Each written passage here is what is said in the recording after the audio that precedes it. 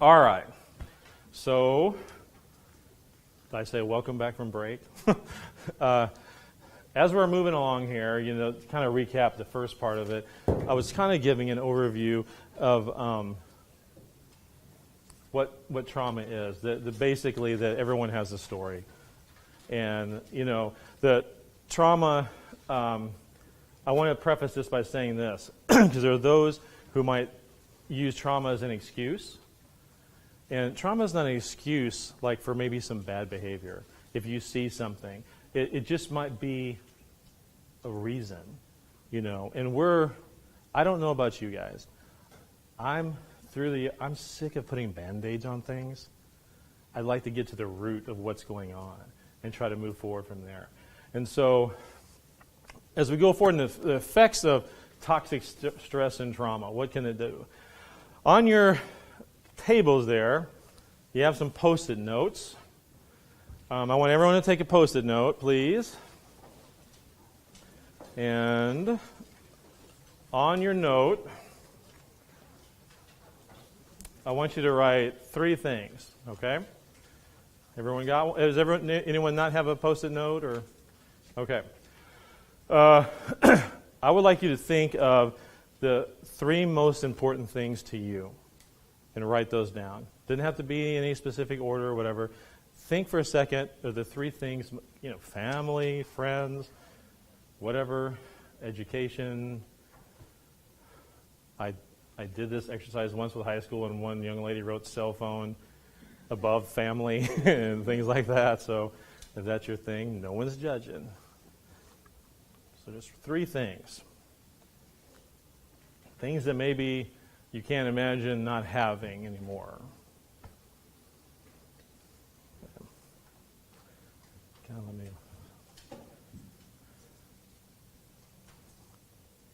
Everybody got them? Pretty close? Okay. I had to think about this for a while when I did it. All right, now, take that note, and I'd like you to switch it with the person next to you.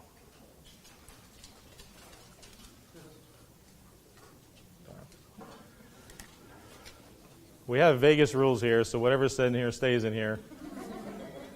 I guess not. It's going to be on video everywhere else. What's on your notes stays in here. Okay. Now, you have the other person's note in front of you. I would like for you to mark out the second thing on their list. That thing is gone completely. You can't have it back. It's been taken away from you forever. In theory. Okay? Now hand the note back. All right. Okay. So, what are some of the things that we lost? How did that make you feel? Sad. So, did anybody want to share something that they may have lost? Family. Lost family? Okay. Say pets? Pets. Freedom. How did it feel to lose those things? Not good. Even though this is just the exercise, was there a little kind of like cringe? Yeah. I can't believe I lost that. For those of you who had to mark out that second one, how did it feel to take that away from somebody? Was that hard? What was harder? The actual thought of losing or taking it away? Yeah. Do you all work with people who have lost things? Every day. Every single day. What trauma does is real similar to what just kind of this exercise. You work with people who have lost something, and maybe you've lost something yourself, and you relate to this. But that's just a simple exercise, just to show, kind of get that feeling of what it feels like to lose something. And sometimes when someone comes in and sits across from us, and we're interviewing them or whatever, do we know the big picture of what's happened with them? No, we don't know. Well, I got rid of my television years ago because there's enough drama in life to just sustain me just fine without it. And, walking through the halls of whether it's hospital or children's centers or whatever, you walk through and then I sit there and I try to imagine, what has gone on with this person I'm sharing an elevator with. And it turns out sometimes I'm sharing an elevator with someone who just told the worst news of their life. And then I get off the elevator and I'm walking down the hall with someone smiling who just heard that they're clear of cancer. We don't know what's happening with people. So trauma, what it does, often there's a severe sense of loss involved with it. This picture, I have to give credit. My daughter is a little artist, and she drew this, and she titled "Seeing Too Much." And she kind of has a heart for working with underdogs and other kids. And, when kids are young, I talked about the architecture of the brain. And the science of toxic stress and architecture of the brain, our experiences build the architecture of the brain. I'm going to try to get this video to go here.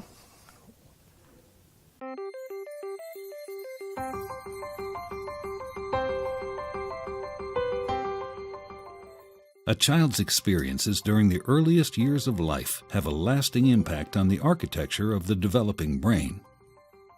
Genes provide the basic blueprint, but experiences shape the process that determines whether a child's brain will provide a strong or weak foundation for all future learning, behavior, and health.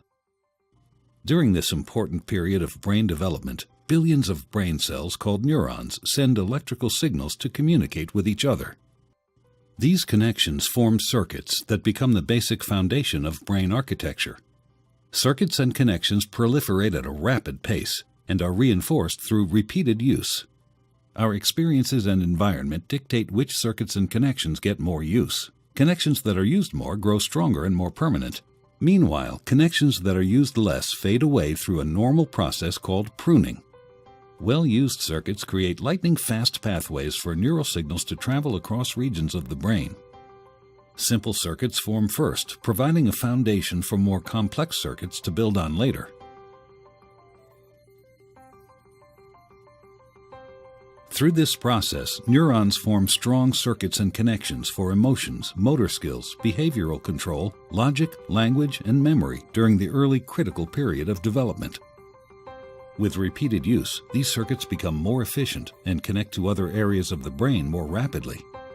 While they originate in specific areas of the brain, the circuits are interconnected. You can't have one type of skill without the others to support it. Like building a house, everything is connected, and what comes first forms a foundation for all that comes later.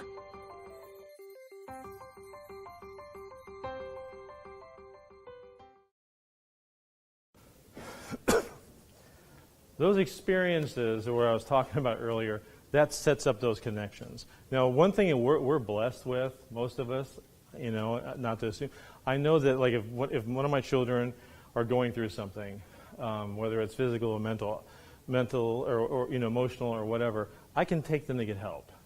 I have the ability to do that. When there's something happening with them, I can respond and try to meet their needs. And so that type of connection is being built. No connection, that time where it was just a flat affect. What were you thinking about that interaction? Were you angry at the mom? Yeah, I was angry at I was a little bit angry at the mom, and I thought, what a silly question. What are you doing? I'm a baby. I'm like, well, what are you doing? What's happening here? But we are all building connections with these experiences that we have with the relationship, whether it's with our own children, whether it's with our clients, whatever the case may be. And they're doing that with their children. There's so many different dynamics.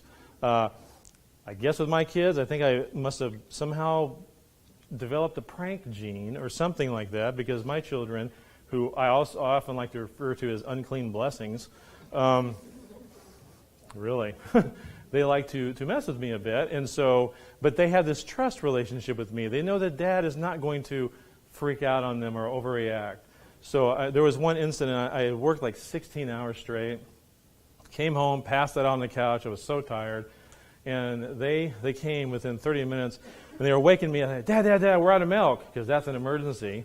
So I just said, okay. I put on my hat and I leave. So I'm going to the grocery store, and I'm going around the grocery store, and people are just looking at me really odd. I'm like, what's going on? Why is everyone looking at me like this? And I get to the cashier, and she's checking out the items, like things that I didn't need to buy either other than milk. And she's looking at me, you have daughters? I'm like, yeah. I have sons too. She goes, oh, okay. And just keeps going on. And I'm like, what is going on around this town today? And it's a local grocery store, so everyone has seen me there. So I get in my car and I go to back up, and I look in the rearview mirror, and my face is covered with makeup. I've got lipstick up over my ears and glitter all over me, which that is not easy to take off, I'll tell you. And so, why did they feel safe to do that? I wish they did. They weren't as safe as they thought they were, because I did get them back. But the relationships that I build with them during something, they know they can come and talk to me when there's something wrong, that I'm not going to ignore them most of the time. And some things you have to ignore. And this is what's happening. If you think about someone who is coming into your office, and we don't know the story, we don't know what's happened to them, we don't know the trauma behind what they've experienced in their lives.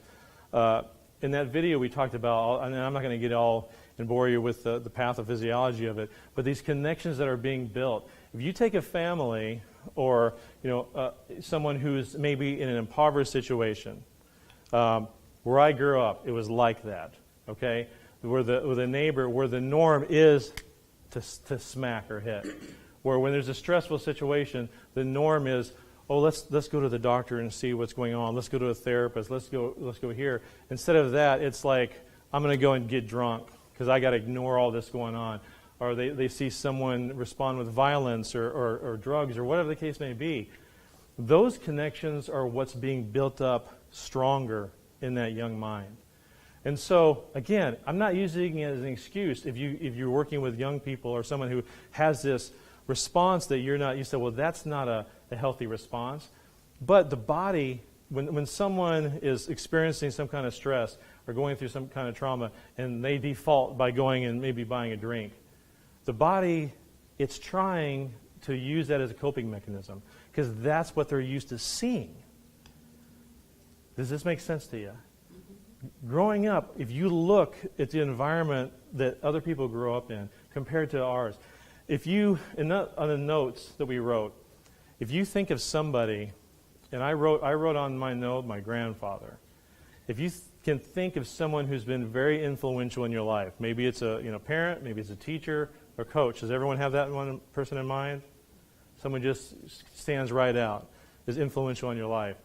If you could imagine not having them, never been exposed to them, and wonder what that would be like. How would that have affected your development as a person? Would you be who you are today? And many, many times, the families that we all are serving, the dynamic behind what got them into the chair across from you when you're interviewing them can sometimes be so complex. At the same time, could be very simple. And at the end of the day, they just want to be understood. What we know in the United States, and this comes from the Institute of Medicine and Research, and they do a global study, is that what they're saying is that the U.S. ranks 36 out of 194 countries in life expectancy. Out of the 16 high-income earning countries, as the worst health, U.S. has the worst health outcomes for children 0 to 5 years old in mortality rate, worst health outcomes for maternal mortality, worst health outcomes for obesity, highest rates of mental illness and substance abuse, highest rates of violent deaths, second highest rate of death from coronary heart disease, increasing rates of multiple chronic illnesses. Well, and why am I saying these things? How does it relate to the ACEs study and all that? When people are growing up and they've had adverse events in their lives, when you were on break, I was talking to you all about rural counties. Let's say, anyone from a rural area? and know what it's like there. There's maybe, if you're lucky, there's a doctor in town or one that visits. So when that doctor's on Main Street and you drive down and you see Fred's truck at there, what does everyone in town wonder? Man, what's wrong with Fred? Fred's at, hey everyone, Fred's at the doctor. Everyone knows that. And so if it's a broken leg or something, or not a big deal. If Fred is suffering to depression and is maybe contemplating ending his life or something like that, is Fred going to go to the doctor? Because everyone in town is going to know what's going on, and everyone in town, which also is a healthy thing to have support, know he's there. So when people who don't have the ability or even think to go get help, they don't think to go and get help for someone, there's child suffering or whatever, they default to what they're used to. If they're growing up in an area where there's violence and drugs and all that going on, poverty, which is a huge factor, and also just that, like that still face, that flat affect, where someone's just not paying attention at all to the child, that affects their coping mechanisms. And they're going to turn to the things that they're used to. So when we see someone come into our office, which I'm not saying if someone comes in and they're inebriated and they're sitting at your desk and they're like doing all this, that's not a good time to process. Say, hey, what happened to you? You know, because I've seen that too.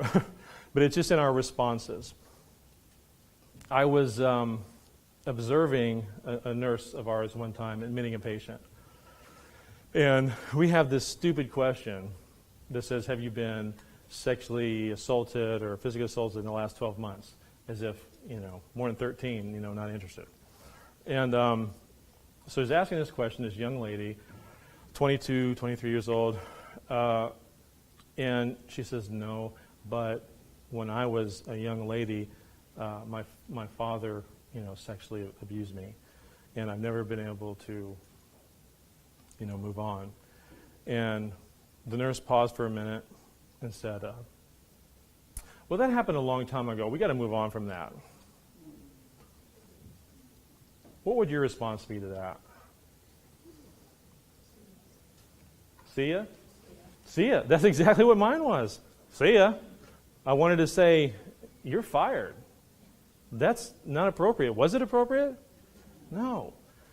But if I practice what I'm talking about today and put trauma-informed care into place, also at a supervisory level, don't I have to ask her more than that? So I interrupted her. I said, let me finish this admission for you. I think they need you over there. And so I finished it up. Then I went and talked to her, and I just asked her the question, I think you do a wonderful job. I think that you do very well here. You treat people well. I'm just a little curious why you would respond to the patient that way when she gave you that personal information. And I didn't expect what happened next. She just broke down crying. And I was like, what is going on? What has happened? She said she had never spoken about this. But years ago, the same thing happened with her. And she goes, every time I ask that question, I get triggered by that. And I know it wasn't right to answer that way. Now, was I justified if I would have just said, I'm writing you up, that's inappropriate, here's your warning or whatever, or just release her? Yeah. But in saying, how do I want to respond to this rather than react, what changes? Not realizing that she was she had already overcome by going to nursing school and doing all these other things, by responding to her to say, what happened to you? We were able to get her the help she needed. Do you all have EAP services with TANF and all that?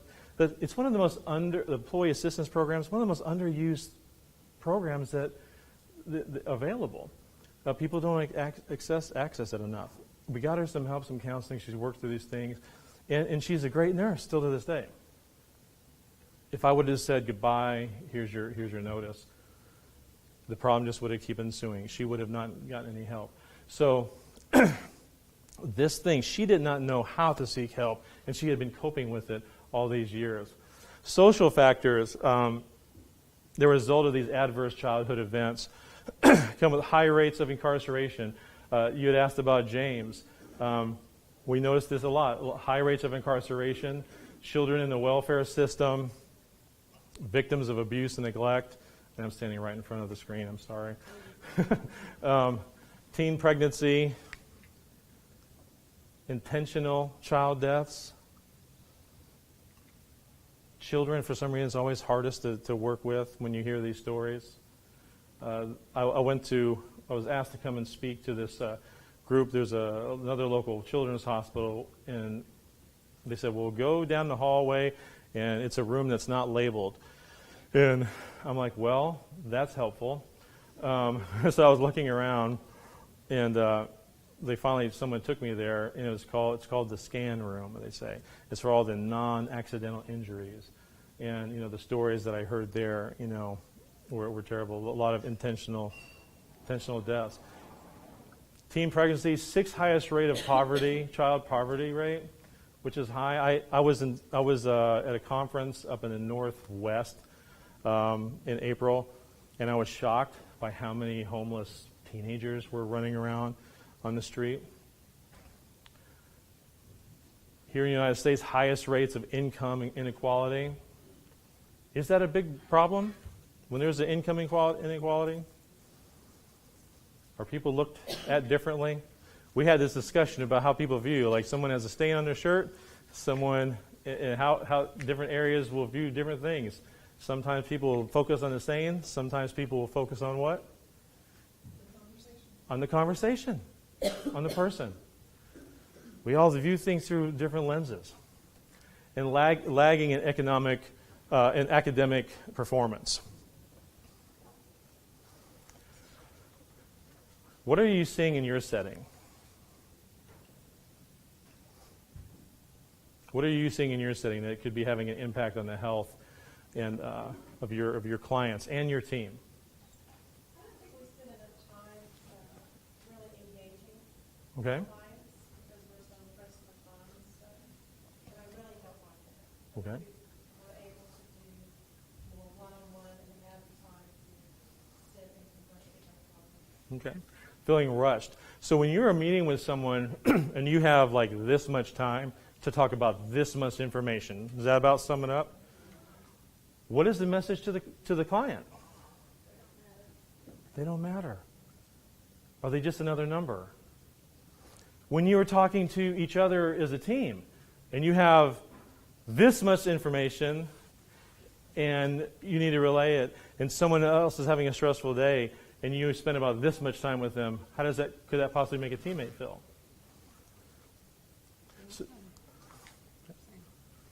So what are some of the other challenges that you're seeing with your patients? Does this picture look familiar? Does anyone ever feel like this?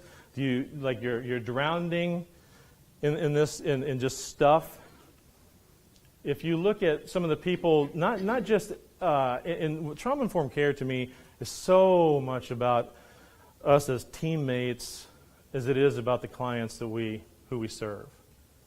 There's somebody, and I don't remember who the quote was from, because I know in the healthcare system they always say patient first, patient first. What else? If you finish this sentence, what is it? The customer's always right, okay? And whether they're right or wrong, they're always right. But is the focus always on who? The customer, the client, the patient, whatever it may be. And so I saw this quote that really hit a note with me that said that I put my employees first, my team first, because when I put my team first, my team will take care of my clients.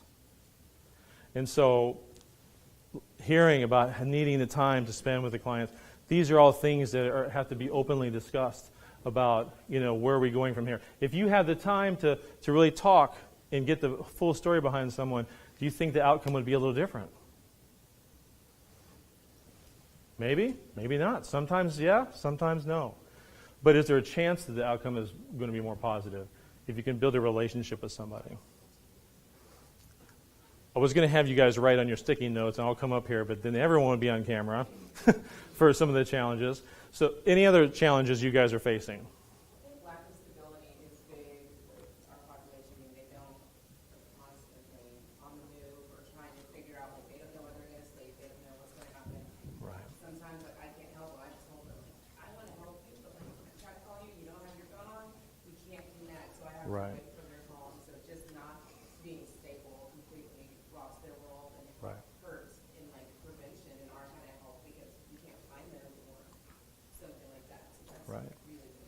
Yeah. And I imagine you might have catchment areas where if you move across the street, well, you got to go to this other source because now you're on this other part of the county. So how do you deal with the continuity of care when you're transferring that to somebody else? So instability, and I would almost say, I don't want to assume that instability is something that's just a massive problem, that you work with, that your patients, your clients face all the time. But all these things add up, and they weigh down. They weigh you down, and this is where this, that toxic stress that I talked about and the trauma that they go through, it builds and builds and builds. And most people, not just our clients, but our teammates, feel like they're just hanging on just to get through the day, just to get through this hour, just to get through these 5 minutes. And so those are the things I would ask you just to consider, not just with your clients, but with each other. And it's all how we respond. It's how our voices are and everything else like that. If Shonda asked me, "Hey, Paul, can you help me for a second?" And I go, "Yeah.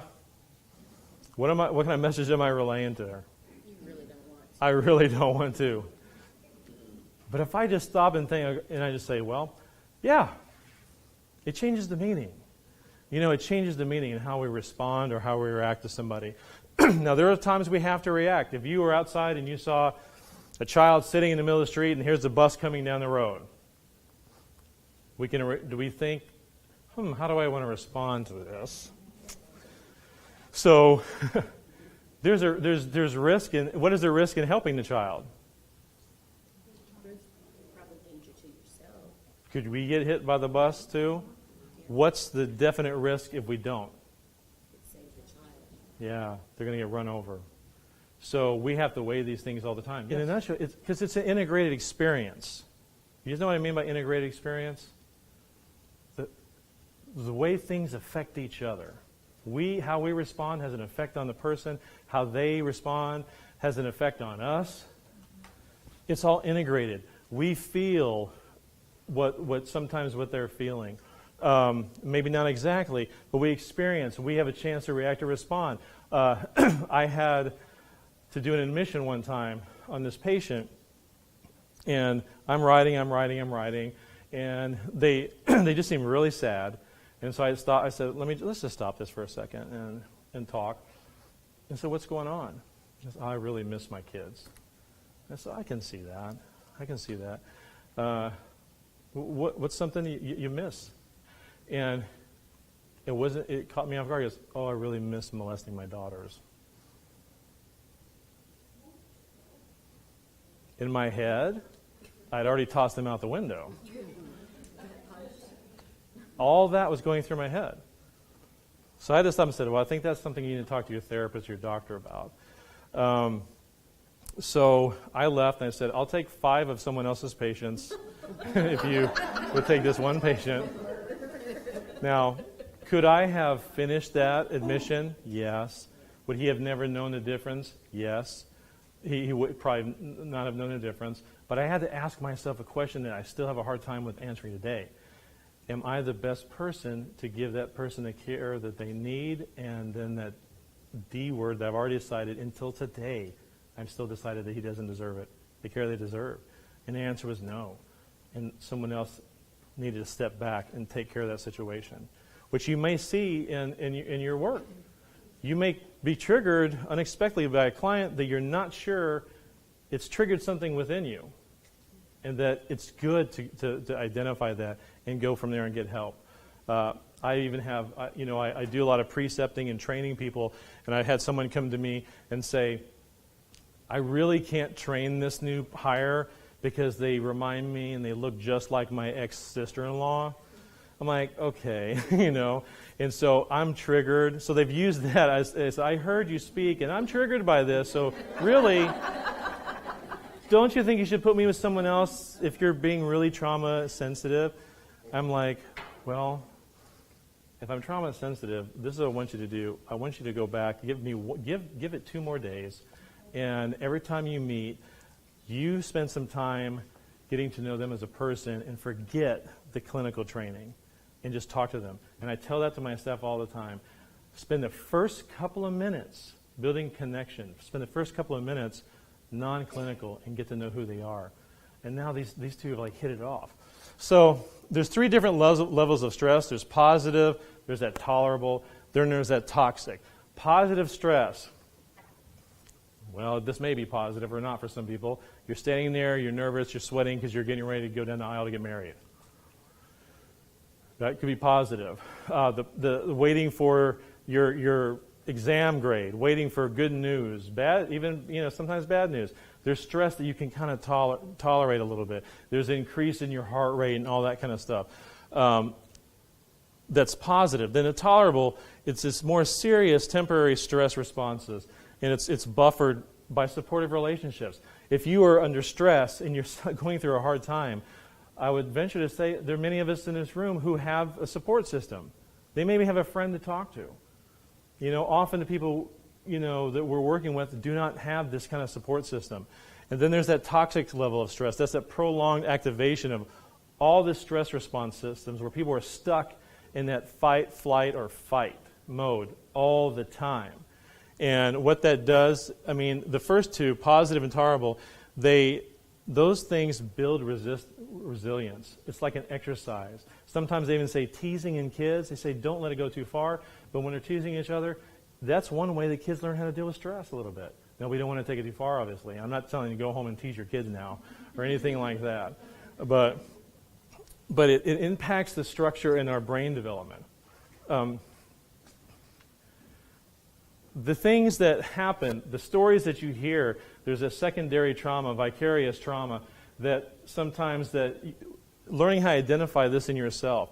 If you are at work and now it's, you have this compassion fatigue, because we're all giving people, right? Nobody wants to admit that they're giving people.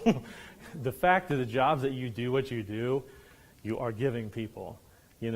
So, but when you find yourself coming to work and you're starting to use negative language, complaining, missing word, blaming and complaining. Some people get stuck in blaming and complaining, being self-destructive.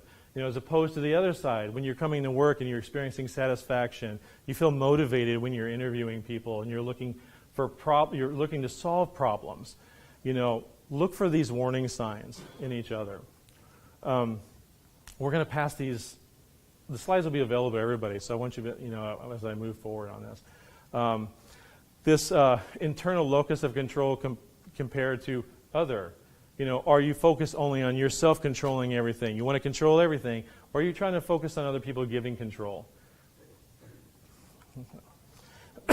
I work with a lot of first responders. I had no idea how rampant, like in our fire department, police departments, that opiate use and everything, the stress that this is what they're turning to deal with. These jobs, your jobs, any kind of industry where we're service oriented and we're here to help people, it's tough. Now, people with normal jobs, whatever that looks like, sometimes it's like they're starting the day with their glass empty, and then as it goes on, the stresses of the day, maybe they get halfway full, right? And then at the end of the day, they're able to dump that stress and then start over again another day. What I'm seeing in service industries like what we do, what you all do, is like we hear these stories, we hear these terrible things, and then when we start the day, we're not at an empty glass. We're already starting it at half or 3/4 full already. And so how much is left to put in there? A lot? No, there's not a lot left in there. So when it's happening, when we start our day, often we're recognize whether we're starting our day like this. We're already half full of stress. We're already 3/4 full. There's not much more we can take. If I have to talk to one more person, if I have one more person complain about where's my check, or where's this, or where's my housing, I'm going to blow. Start recognizing this and assessing yourself. And when we move into this, the last segment, we're going to talk about these stresses and what we do with it. How can we functionally do with it as people and as an organization. So, any questions on anything I covered so far on this? And feel free to ask questions during the middle of anything I'm talking about. Okay? Nothing? Okay, we're going to take a last quick break, about 5 minutes, if you can make it 5. All right?